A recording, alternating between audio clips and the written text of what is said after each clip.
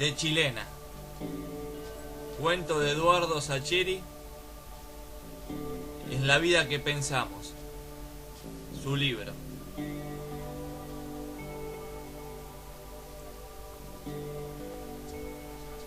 Ayer a Anita se la llevaron un rato largo a firmar un montón de papeles. Al volver, ella dijo que no había entendido muy bien porque eran muchos formularios distintos con letra chica y apretada. Supongo que me habrá mirado varias veces buscando un gesto que le calmara la angustia. Pero yo estaba de un ánimo tan sombrío, tan espantado por el dolor a catástrofe en sienes, que evité con cierto éxito el cruce inquisitivo de sus ojos. Los doctores dicen que prácticamente no hay manera casi de que salgas de esta. Y lo dicen muy serios, muy calmos, muy convencidos. Con la parsimonia y la lejanía de quienes están habituados a transmitir pésimas noticias. El más claro, el más sincero como siempre, fue Rivas, cuando salió a la tarde tempranito de revisarte. Cerró la puerta despacio para no hacer ruido y le dijo a Anita que lo acompañara a la sala del fondo y la tomó del brazo con ese aire grave, casi de pésame anticipado. Yo me levanté de un brinco y me fui con ellos, pobre Anita, para que no estuviera sola al escuchar lo que el otro iba a decirle. Rivas estuvo bien, justo es decirlo. Nos hizo sentar, nos sirvió té, nos explicó sin prisa y hasta nos hizo un dibujito en un recetario. Anita lo toleró como si estuviera forjada en hierro. Y te digo la verdad, si yo no me quebré fue por ella. Yo pensaba, ¿cómo me voy a poner a llorar si esta piba se lo está bancando a pie firme? Cuando Rivas terminó, supongo que algo intimidado ante la propia desolación que había desnudado, Anita, muy seria y casi tranquila, aunque tenía aferrado al brazo con una mano que parecía una garra de tan apretada, le pidió que especificara bien cuáles eran las posibilidades. El médico garabateaba el dibujo que había estado haciendo y que había hablado mirando el escritorio, luego levantó la cabeza y nos miró bien fijo, a través de sus lentes chiquitos. Es casi imposible.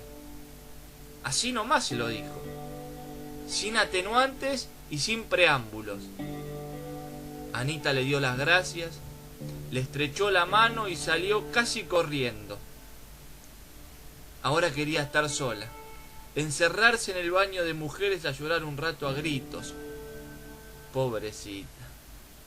Yo estaba como si me hubiese atropellado un tren de carga.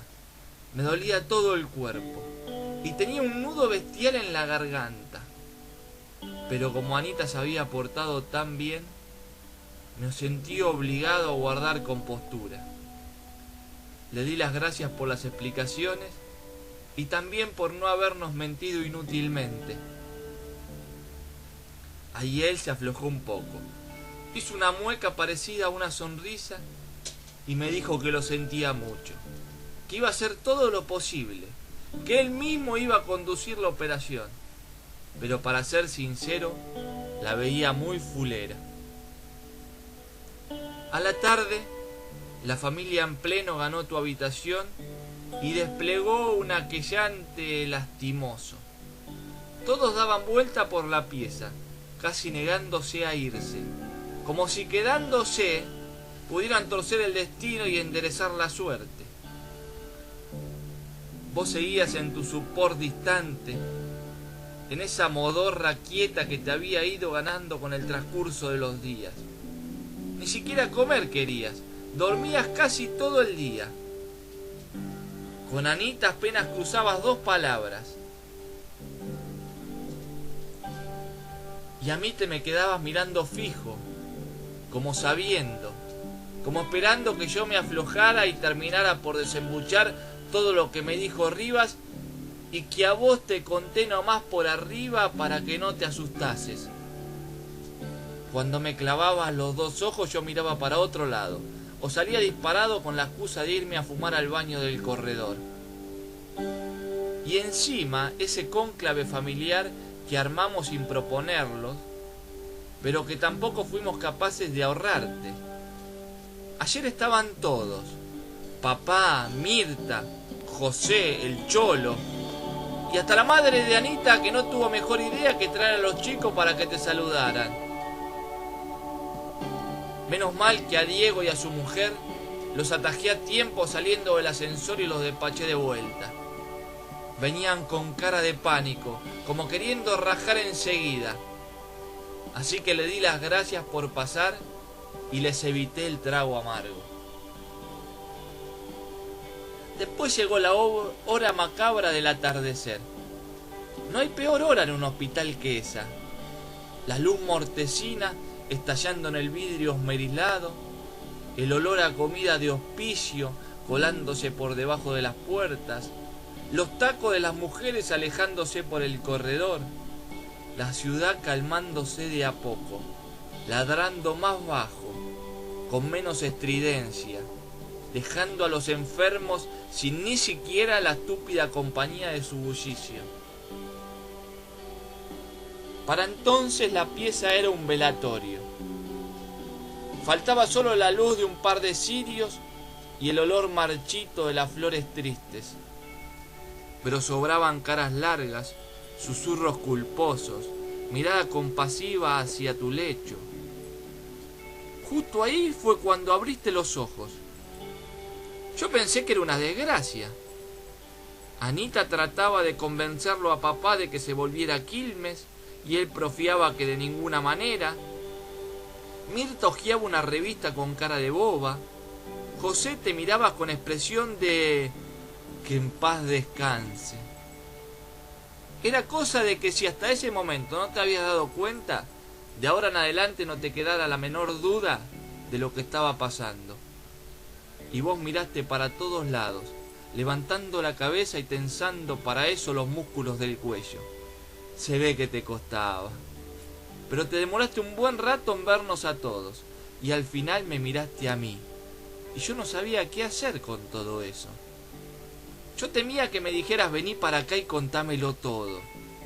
Pero en cambio me dijiste dame una mano para levantar un poco el respaldo. Y mientras yo le daba la manija a los pies de la cama de hierro, vos le ordenaste a Mirta que encendiera la luz, que no se veía un pepino.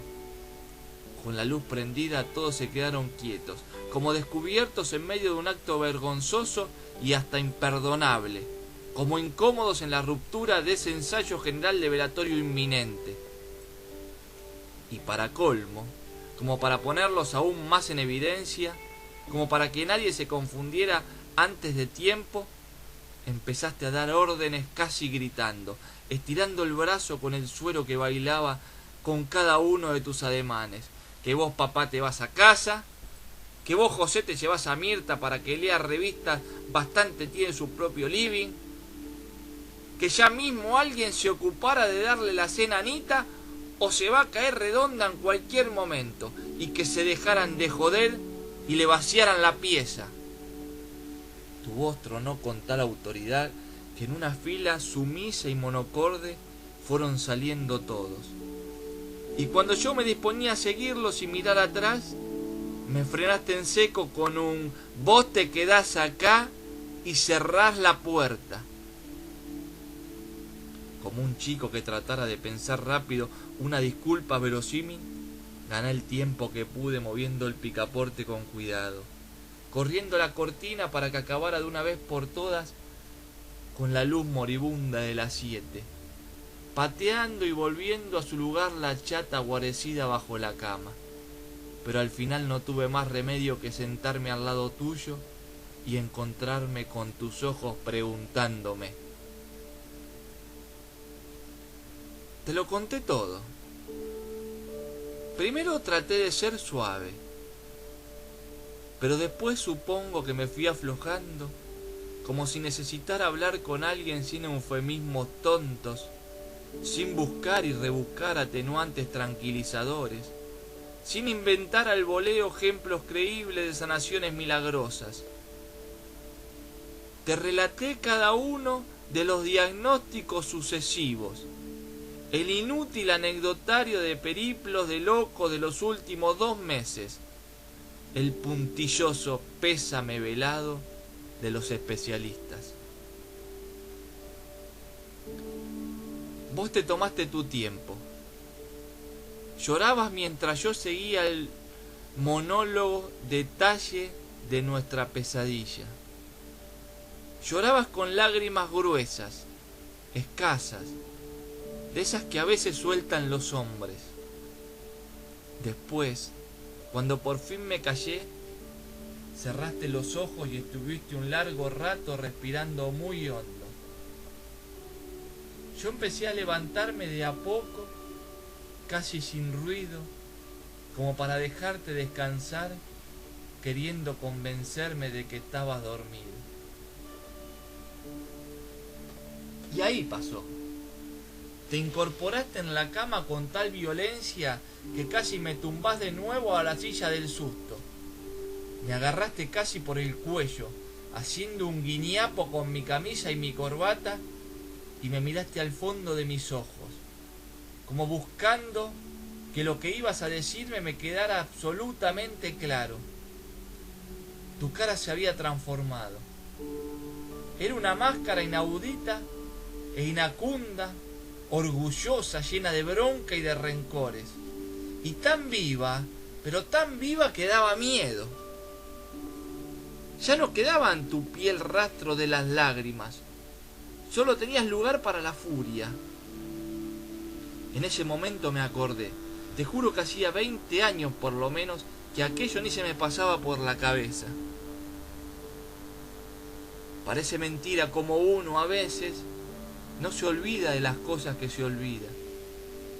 Porque cuando me miraste así y me agarraste la ropa y me la estrujaste y me la sacudiste, el dique del tiempo se me hizo trizas y el recuerdo de esa tarde de leyendas me ahogó de repente.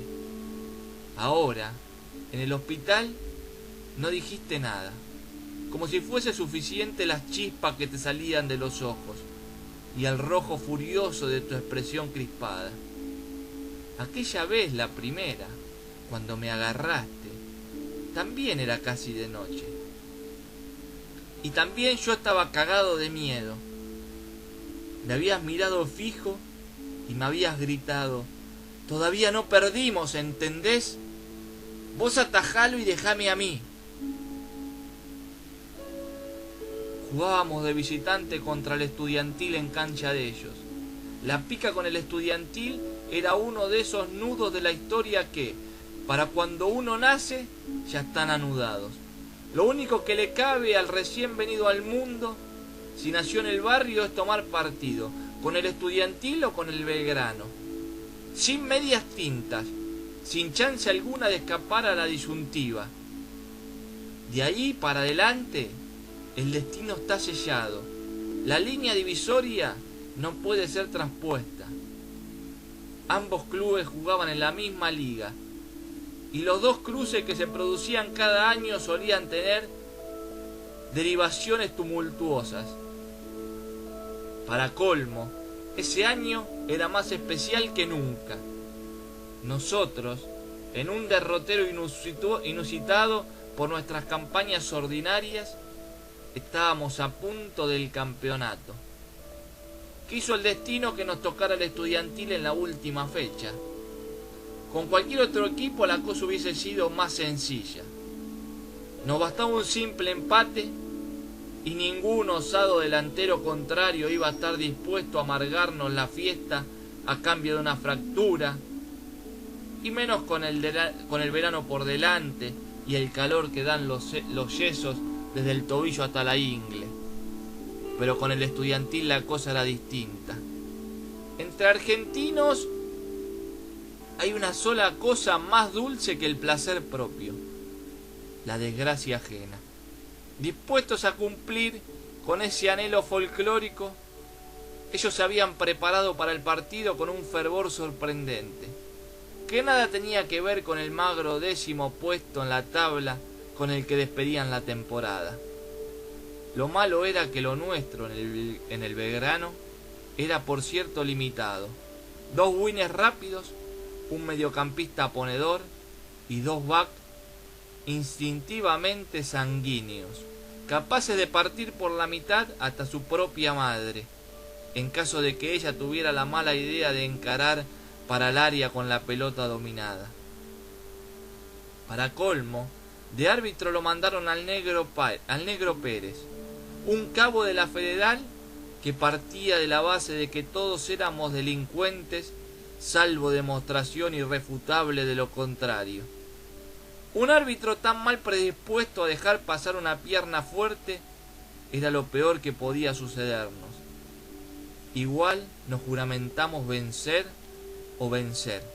También nosotros éramos argentinos, y darle la vuelta olímpica en las narices y en cancha de ellos iba a ser por completo inolvidable.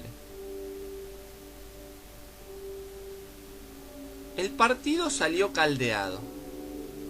Nos quedamos sin uno de los backs a los 15 del primer tiempo. Y si tengo que ser sincero, Pérez estuvo blando. A los 10 minutos el tipo ya había hecho varios méritos para ir preso. Pero su sacrificio no fue en vano. A los delanteros de ellos le habían dolido esos 15 minutos porque después entraron poco y prefirieron probar desde lejos. Las gradas eran un polvorín y había como 200 voluntarios listos para encender la mecha. La cancha tenía una sola tribuna, en una de los laterales, que estaba copado por la gente de ellos. Los nuestros se apiñaban en el resto del perímetro, bien pegados al alambrado. Encima el gordo Napoli, que tenía el pibe jugando de 8 en nuestro cuadro, le sacaba foto a lo del estudiantil y, aprovechando los pozos de silencio para que lo oyeran con claridad, les gritaba las gracias porque las fotos le servirían para el insectario que estaba armando. El partido fue pasando como si los segundos fueran de plomo. Yo me daba vuelta cada medio minuto y preguntaba cuánto faltaba. Don Alberto estaba pegado al alambre y me gritara que me dejara de joder y mirara el partido o me iba a comer un gol pavote. Pero yo no preguntaba por idiota. Preguntaba porque sentía algo raro en el aire, como si algo malo estuviese por pasar. Y yo no supiera cómo cuernos evitarlo. Cuando terminaba el primer tiempo, mis dudas se disiparon abruptamente. El 9 de ellos me la colgó en un ángulo desde afuera del área. Sacamos del medio y Pérez nos mandó a los vestuarios. La hinchada del estudiantil era una fiesta y yo tenía unas ganas de llorar que me moría. Ahora me acuerdo como si fuera hoy. Vos jugabas de 5 y eras el mejorcito que teníamos. Pero en todo el primer tiempo la habías visto pasar como si fueras un imbécil. Las pocas pelotas que habías conseguido o te las habían robado o se las habías dado a los contrarios. Chiche no lo podía creer y te gritaba como loco para hacerte reaccionar. Trataba de que te calentaras con él, aunque fuera como cuando jugábamos en la calle, pero vos seguías ahí, mirando para todos lados con cara de estúpido, siempre parado en el lugar equivocado, tirando pases espantosos, cortando el juego con fouls innecesarios. En el entretiempo el gordo Napoli guardó la cámara y nos improvisó una charla técnica de emergencia. La verdad es que habló bastante bien, con su tradicional estilo ampuloso y sin demorarse en faltas Nos recordó lo que ya sabíamos, que si perdíamos el partido y el estudiantil nos sonaba el campeonato, ni aportáramos por el barrio porque seríamos repudiados con justa razón por las fuerzas vivas de nuestra comunidad. Vos seguías ahí, sentado en un banco de listones grises, con las piernas estiradas y la cabeza baja. Cuando nos llamaron para el segundo tiempo, tuve que ir a buscarte porque ni aún entonces te incorporaste. No sé si fue el miedo o una inspiración mística repentina, pero de pronto me vi casi llorándote y pidiéndote que me dieras una mano, que no arrugaras, que te necesitaba porque si no íbamos al muere. Se ve que te impresioné con tanta charla y tanto brote emotivo. Yo siempre fui tan tímido, porque después te levantaste y me dijiste solamente vamos, pero tu tono ya era el tuyo. El segundo tiempo fue otra historia. Ese se me pasó volando. Parece mentira cómo corre la vida cuando vas perdiendo. Yo ya no preguntaba la hora. Don Alberto nos gritara que le metiéramos pata, que faltaba poco. Y vos, se te habían acomodado un poco la croqueta, todas las que robabas en el primer tiempo. Y te la sacaban, ahora la amasabas y la distribuías con criterio. En lugar de regalar pelotas ponías pases profundos, bien medidos, pero no alcanzaba. Pegamos 2 tiros en los palos y el pibe de Nápoles se comió 2 mano a mano con el arquero, que encima andaba inspirado. Y para colmo, a los 30 minutos, a mí me empezó de nuevo esa sensación de catástrofe inminente. No andaba mal encaminado. Jugados al empate como estábamos, nos agarraron mal parado de contraataque. Se vinieron 3 de ellos contra el back sobreviviente. Montanaro se llamaba.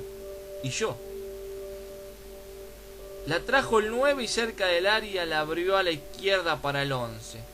Montanaro se fue con él y lo atoró unos segundos, pero el otro logró sacar el centro que le cayó a los pies del 9.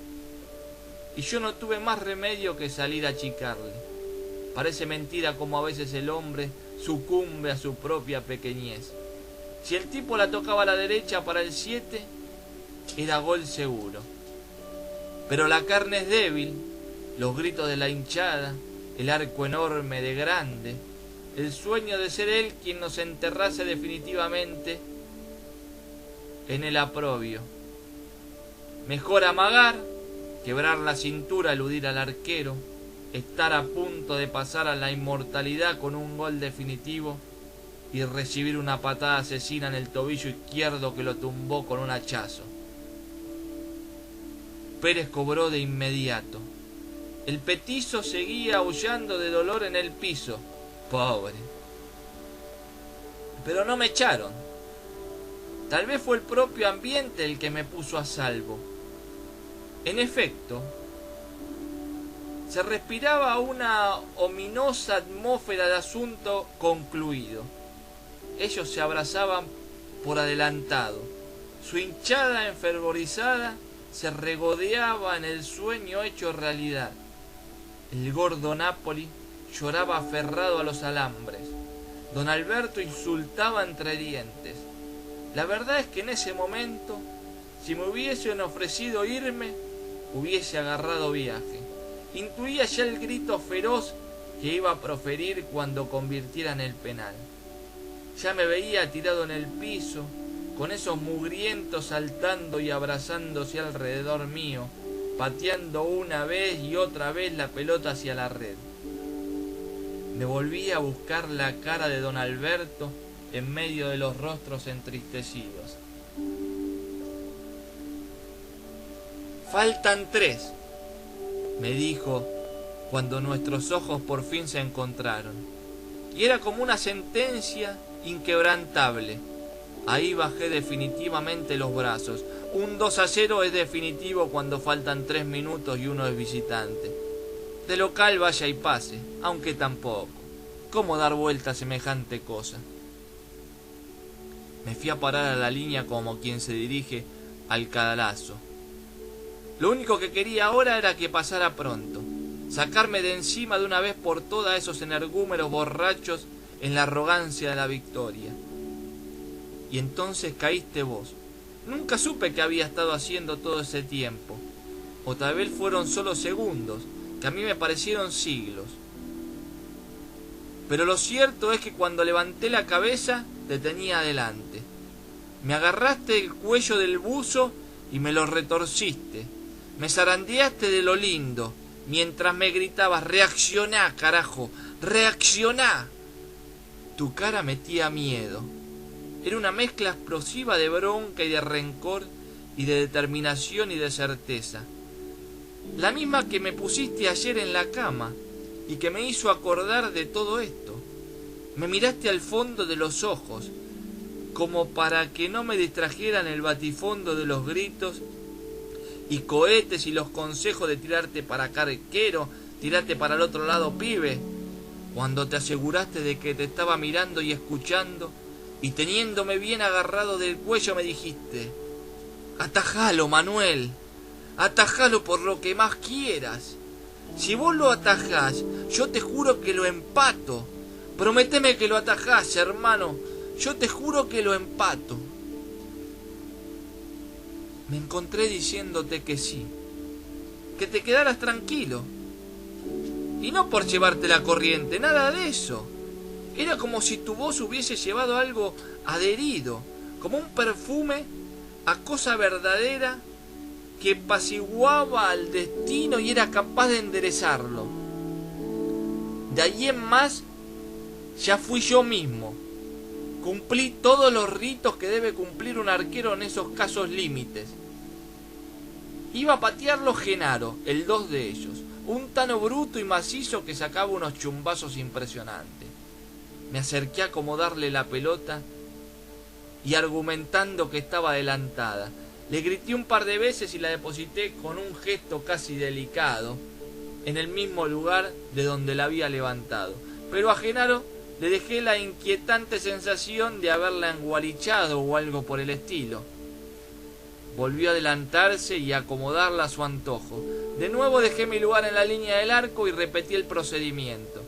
Pero esta vez, y asegurándome de estar de espalda al árbitro, la enriquecí con un escupitazo bien cargado, que deposité velozmente sobre uno de los gajos negros del balón. Genaro, francamente ofuscado, volvió hacia la pelota, la refregó contra el pasto y me denunció en reiteradas veces al juez Pérez. Sabiéndome al límite de la tolerancia e intuyendo que el tipo ya iba incubando ganas de asesinarme, volví a acercarme con ademanes grandilocuentes. Invoqué a viva voz mis derechos cercenados, y mientras le tocaba de nuevo la pelota le dije a Genaro lo suficientemente bajo como para que él solo me escuchara, que después de errar el penal mi hermano iba a empatarles el partido, que se iban a tener que mudar a la Quiaca de la vergüenza, pero que en agradecimiento yo le prometí que iba a dejarme de afilar con su hermana. Genaro optó por putearme a los alaridos, como era esperable de cualquier varón honesto y bien nacido. Pérez lo reprendió severamente y a mí me mandó a la línea del arco con un gesto que ya no admitía dilataciones. En ese momento empezó a rodar el milagro. Me jugué apenas a la izquierda, pero me quedé bien erguido. Genaro le pegaba muy fuerte, pero sin inclinarse, y la pelota solía salir más bien alta. Le dio con furia, con ganas de aplastarme, de humillarme hasta el fondo de mi alma irredenta. Tuve un instante de pánico cuando sentí la pelota en la punta de mis guantes. Era tal la violencia que traía que no iba a poder evitar que me venciera las manos. De hecho, así fue. Pero había conseguido cambiarle la trayectoria. Después de torcerme las muñecas, la pelota se estrelló en el travesaño y picó hacia afuera, a unos 20 centímetros de la línea. Me incorporé justo a tiempo para atraparla, y para que los 95 kilos de Genaro me aplastaran los huesos, la cabeza, las articulaciones. Pérez cobró el tiro libre y me gritó: ¡juegue! No me detuve a escuchar los gritos de alegría de los nuestros. Me incorporé como pude y te busqué desesperado. Estabas en el medio campo, totalmente libre de marca. Ellos volvían desconcertados, como no pudiendo creer que tuvieran todavía que aplazar el grito del triunfo. Te la tiré bastante mal, por cierto, pero como andabas inspirado la dominaste con 2 movimientos. Levantaste la cabeza y se la tiraste al pibe de Nápoli, que corrió como una flecha por la izquierda. Sacó un centro hermoso, bien llovido al área, pero algunos de ellos consiguieron revolearla al córner. Era la última. Pérez ya miraba de reojito su muñeca con ganas de terminarlo. Fuimos todos a buscar el centro. Lo mío era un acto simbólico. Si me hubiese caído a mí, hubiese sido incapaz de cabecear con puntería. Al arco me defendía, pero afuera era una tabla con patas. El centro lo tiró de nuevo Nápoli, pero esta vez le salió más pasado y más abierto, y bajó casi en el vértice del área. Vos estabas de espalda al arco. El sol ya se había ido, y no se veía bien ni la cancha ni la pelota. Mientras estuvo alta, donde el aire todavía era más claro, la vi pasar por encima mío sin esperanza. Cuando te llegó a vos, supongo que debería ser un poco más que una sombra sibilante. Parece mentira como todos estos años los tuve olvidado, porque mientras avanzo en el recuerdo los detalles me agolpan con una vivencia pasmosa. Porque fue justo ahí, mientras yo pensaba sonamos, pasó de largo, ahora la revienta alguno de ellos y Pérez lo termina. Fue ahí que el milagro concluyó su ciclo legendario. La camiseta con el 5 en la espalda, las piernas volando acompasadas, la izquierda en alto, después la derecha, la chilena lanzada en el vacío y la sombra blanquecina cambiando el rumbo, torciendo la historia para siempre, viajando y silbando en una parábola misteriosa, sobrevolando cabezas incrédulas, sorteando con lo justo el manotazo de un arquero horrorizado en la incertidumbre de que la bola le sobraba, de que caía para siempre contra una red vencida por el resto de la eternidad, de que era 1-1 y a cobrar, y nada más en el recuerdo, porque ya con todo eso era demasiado, apenas un vestigio de energía para salir corriendo, para treparse al alambrado, para tirarse al piso a llorar de alegría, para encontrarme con vos en un abrazo mudo y sollozante, para que el gordo Nápoli resucitara y sacara nuevamente la cámara y las fotos para el insectizario, y los gestos obscenos y el grito multiplicado en las 100 gargantas, y el tumulto feliz en el mediocampo, y la vuelta olímpica lejos del lateral para librarnos de los gargajos. Ayer a la nochecita, con esa cara de loco y ese puño arrugándome la ropa, me hiciste recordar 20 años, a cuando vos tenías 15 y yo 16, a tu fe ciega y al exacto punto de tu chilena legendaria, heroica, repentina, capaz de torcer los rumbos sellados del destino. Ni vos ni yo tuvimos ayer ganas de hablar de aquello, pero yo sabía que vos sabías que ambos estábamos pensando en lo mismo, recordando lo mismo, confiando en lo mismo. Y nos pusimos a llorar abrazados como 2 niñas, y moqueamos un buen rato, hasta que me empujaste y te dejaste caer en la cama, y me dijiste: déjame solo, andá con los demás que van a preocuparse. Y yo te hice caso, porque en la penumbra de la pieza te vi los ojos llenos de bronca y de rencor, lleno de una furia ciega, y me quedé tranquilo. La noche me la pasé en la capilla de la clínica, rezando y cabeceando de sueño, pero sin darme por vencido. Recién cuando te llevaron al quirófano, me fui hasta la cafetería a tomar un café con leche con medialunas. Me la llevé a Anita, que estaba hecha un trapo, pobrecita. Lógicamente no le dije nada de lo de anoche, porque pensé que con el batuque que debía haber y debería tener en el valero, me iba a sacar rajando si empezaba a despolvar historias antiguas. A los demás tampoco le dije nada. Lo dejé que volvieran con su velatorio portátil, esta vez improvisado en la sala de espera del quirófano, a dejar pasar las horas, a consolar a Anita y a los chicos, a murmurar ensayos de resignación y de entereza.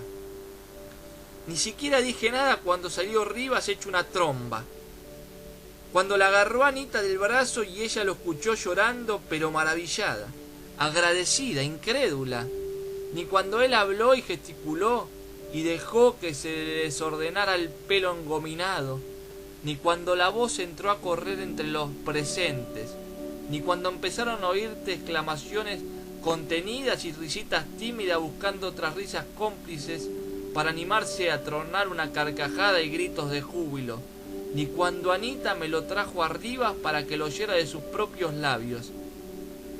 Ahí tampoco dije nada, aunque lloré de lo lindo. Yo lloraba de emociones, claro, pero no de sorpresa, no con la sorpresa todavía descreída, todavía tensa y desconfiada de José, de Mirta, de los chicos, de la propia Anita. Yo también en su lugar hubiese estado igual de sorprendidos. Para ellos, este milagro era el primero. Al fin y al cabo, ellos no vivieron aquel partido de Pompeya y no le dieron la vuelta olímpica al Estudiantil en cancha de ellos, con ese gol tuyo de chilena.